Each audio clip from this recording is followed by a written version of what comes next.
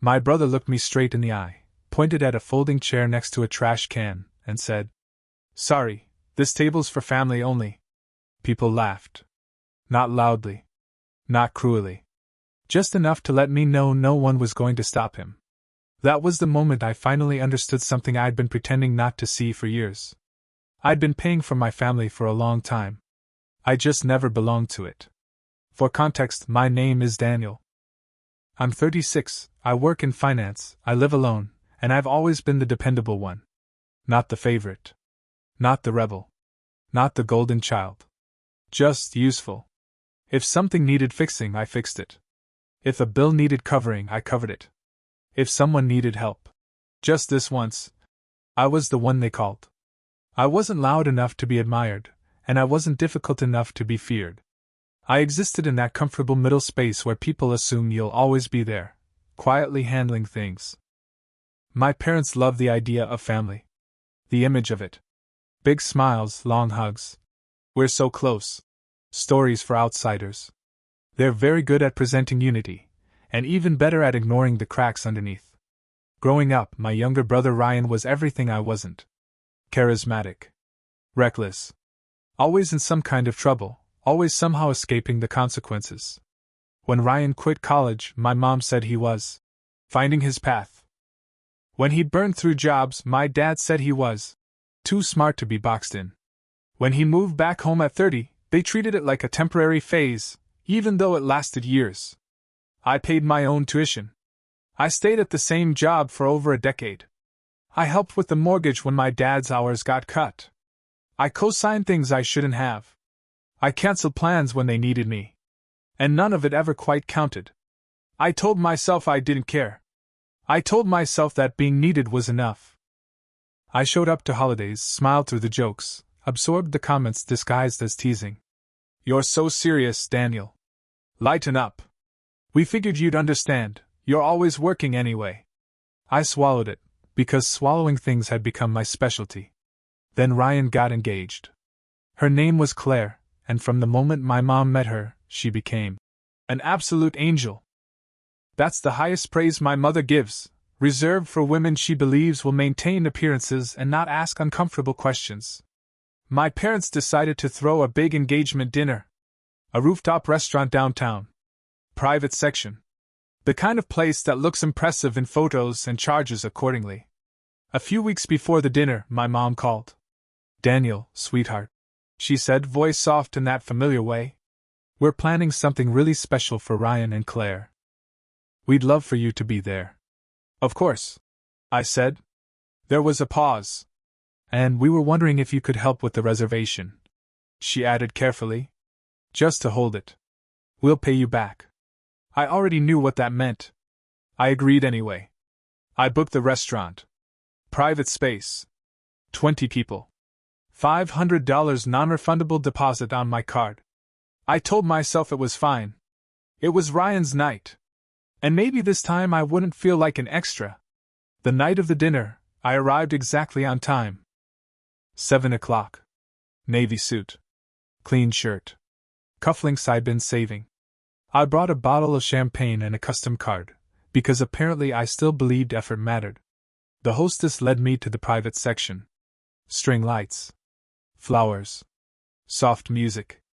Everyone already seated, laughing, drinks in hand. I stepped in, smiling. Ryan looked up first. "Oh, hey," he said, barely glancing at me.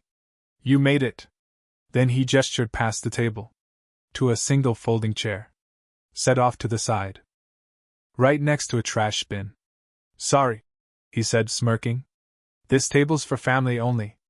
And just like that, everything I'd been pretending not to notice snapped into focus.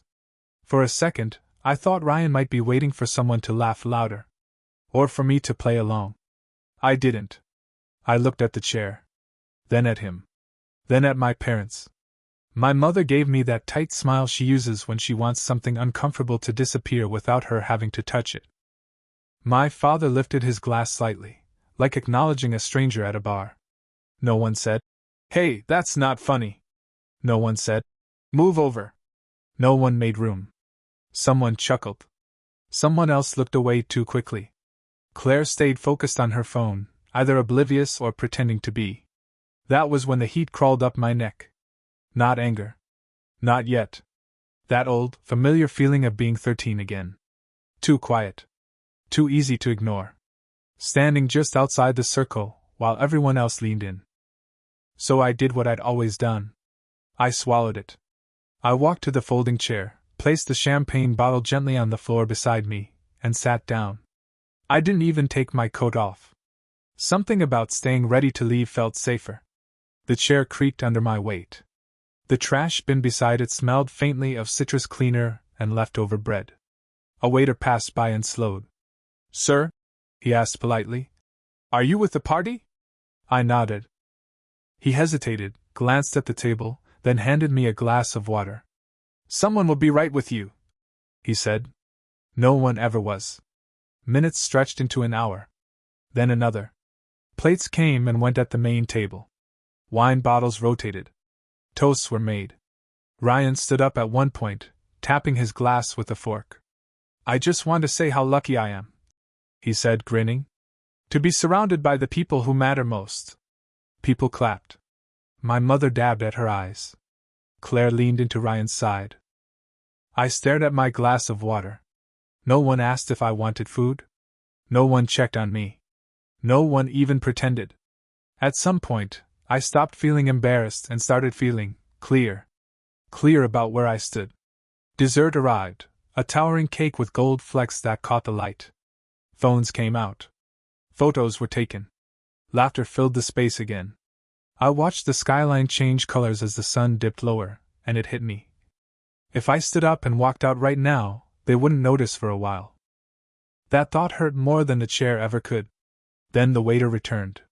He approached the main table with a small leather folder, paused, scanned the group, then looked down at the name on the reservation. He turned and walked toward me. "Excuse me, sir," he said quietly, professional and careful. "The total for the event is $3,218. Should I run the same card for the final amount?" Every conversation stopped. Ryan looked at the waiter, then at me, then smiled like this was the most natural thing in the world. "Oh yeah," he said casually. "Daniel's got it." The waiter looked at me expectantly. I felt something shift inside my chest. Not rage. Not panic. Resolve. I smiled. Slowly. Calmly. "Not my table," I said, just loud enough for everyone to hear. The air changed instantly. Like someone had sucked all the oxygen out of the room. Ryan blinked. My mother frowned, confused. My father straightened in his seat. The waiter froze. "Sir, you made the reservation." "I did," I said, nodding. "And I paid the deposit." I glanced at the folding chair beside me. "But I'm not with them." Silence. Ryan laughed awkwardly. "Come on, man. It's a joke." I looked at him. Really looked at him. "Then why am I sitting next to a trash can?" I asked. No one answered. Claire finally looked up, her smile faltering. Her father, Mr. Collins, leaned forward slightly, eyes sharp. "You invited him to your engagement dinner," he said slowly. "And you didn't seat him with the family?" Ryan scoffed, searching for backup. "It's not like that. He's just sensitive." My mother jumped in quickly. "Daniel's always been dramatic. He takes things personally." There it was again. The script. The waiter cleared his throat. "I'm sorry, but we do need a payment method to close the private section." My father sighed and turned to me. "You already paid the deposit."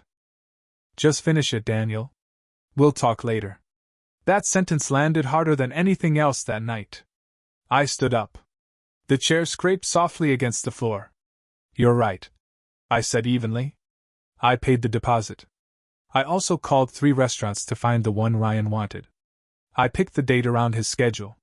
I arranged the flowers because Mom said fake ones would look cheap. I looked around the table. And in return I got this chair.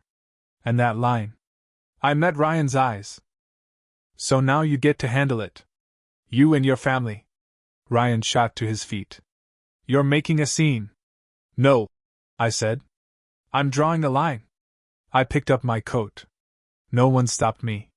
I didn't wait for the elevator. I took the stairs, each step echoing louder than the last. My heart was racing, but my head felt strangely clear. Not light. Not relieved. Just steady. When I reached the street, the night air hit me hard, sharp, cool, grounding. I loosened my tie and kept walking without any real destination in mind. I just knew I wasn't going back up there. For a moment, I wondered if I'd regret it. If I'd wake up the next morning feeling ashamed, rehearsing apologies in my head like I always did. But that feeling never came. Instead, my phone buzzed. A text from Ryan. Dude. Seriously? You couldn't just pay and talk to me after? I didn't respond. A minute later, another message, this time from my mother. You embarrassed us in front of Claire's entire family. Was that really necessary? Necessary. I slipped my phone back into my pocket and kept walking. When I got home, I set the unopened champagne bottle on my kitchen counter and sat down without even taking my shoes off. The apartment felt quiet in a way that was almost uncomfortable. Like it was waiting for something. Then my phone rang again. Unknown number. I hesitated before answering. Hello? Hi, a woman said softly. This is Claire. I straightened instinctively. Hey. I know this is awkward, she said. But can I ask you something? Sure. There was a pause. Then, carefully. Did you really pay for everything tonight? The reservation, the flowers, all of it? I closed my eyes. Yes, I said. I paid the deposit. And the extras. They asked me to help. Silence stretched on the line. They told my dad you offered, she said finally. They said it was your idea. That you insisted. My stomach tightened. I never insisted, I said. I didn't offer. I said yes when they asked. Her breath caught, just slightly. My dad is furious, she said.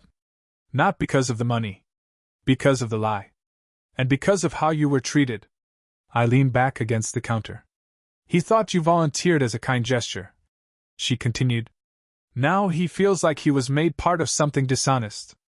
I'm sorry, I said quietly. You don't need to apologize, she replied. I'm just trying to understand what I didn't see, she exhaled. I'm not calling to start drama. I just thought you deserved to know. We said goodbye shortly after. Polite. Careful. But something had shifted. Over the next 2 days, the fallout spread faster than I expected.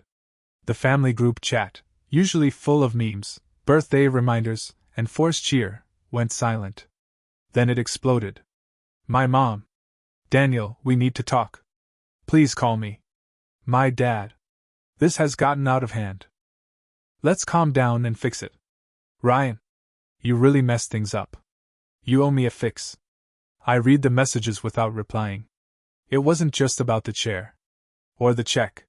Or even the humiliation. It was about years of being treated like the backup plan.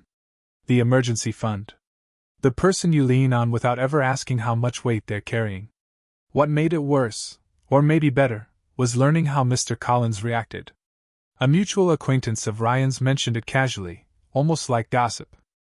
Claire's father had requested a full invoice breakdown from the restaurant manager the next morning. When he saw my card listed for the deposit, he asked questions. When the seating arrangement came up, his tone reportedly changed. According to what trickled back to me, he said something over brunch that stuck. If this is how they treat their own blood, what happens when you marry into it? That question landed like a wrecking ball. Wedding planning stalled. Deposits froze. Claire stepped back. To think. Suddenly Ryan wasn't the charming fiancé anymore, he was a liability. My mother tried damage control next. She didn't call. She emailed. The subject line was one word, please. 5 paragraphs followed. Carefully worded. Soft. Full of phrases like we didn't realize, you misunderstood, and we never meant to hurt you. Nowhere in the email did the word sorry appear. She ended with, let's not let one silly night destroy the bond we've built. I stared at that sentence for a long time. What bond? The bond where I drove 3 hours on Christmas Eve because Ryan wasn't in the right headspace. To shop? The bond where I canceled a trip I planned 3 years ago because my dad needed surgery and they couldn't afford help? The bond where I quietly covered gaps and filled holes and made sure nothing collapsed? I didn't reply. 2 days later, Ryan texted again. Brooke's dad canceled the venue deposit. Says we're not aligned in values. Fix this. I stared at the message until something inside me finally clicked into place. He still thought I was a tool. A resource. A solution dispenser. So I decided to actually fix something. A year earlier, I'd set up a shared bank account for Ryan when he was unemployed. It was supposed to be temporary. He never closed it. His gym membership, streaming services, and random subscriptions were still linked. There was a couple $1,000s sitting there, money I'd left untouched out of habit, out of loyalty, out of fear of being selfish. That night, I logged in and transferred the remaining balance into a new savings account under my name. Then I called the bank. And I closed the joint account. The next morning, my phone exploded. 4 missed calls. 1 voicemail. Daniel, Ryan's voice said, sharp with panic. What the hell did you do? My card's not working. When I finally answered, he didn't even say hello. I closed it. I said, You can't do that. I can, I replied. And I did. There was a pause. Then his tone shifted, searching for leverage. I've got a date tonight, he snapped. Claire's expecting. You told me I wasn't family, I said calmly. You don't get to use my money if I'm not even allowed at the table. He scoffed. You're jealous. Admit it. You've always hated that I get the attention. I laughed. Not bitterly. Just, honestly. This was never about attention, I said. It's about respect. Silence. You'll figure something out, I added. You always do. And I hung up. A few hours after I hung up on Ryan, my phone buzzed again. This time, it wasn't a call. It was an email. From Claire. Subject, I think you should know. I stared at it for a long moment before opening it. Not because I was afraid of what it would say, but because some part of me already knew it mattered. The email was longer than I expected. Polite. Measured. But there was a strain in it, like someone holding themselves together while writing. She started by saying she understood how uncomfortable the dinner must have been. That she hadn't realized the full picture until after everything came apart. That she'd been so focused on planning the perfect night, she hadn't looked closely at who was being pushed aside to make it happen. Then she got to the part that made my chest tighten. She wrote that her father had requested the full invoice from the restaurant. That he'd called the manager personally. That once he saw the breakdown, my name, my card, the deposit, he asked questions no one on Ryan's side could answer without lying. Ryan told her I insisted on paying. That I preferred sitting away from the table. That I left early because of a work emergency. None of it held up. I spoke to the waiter myself, she wrote. And after that, everything unraveled. I paused there for a moment. Then I kept reading. She said it wasn't just the dinner. That it had become impossible to ignore the pattern once she saw it. The entitlement. The way Ryan minimized concerns. The way he talked about me, not with malice, but with a casual lack of respect that said everything. He kept saying you were overreacting, she wrote. But honestly, you were the only one who reacted with any dignity. The next line was simple. I ended the engagement last night. I read it twice.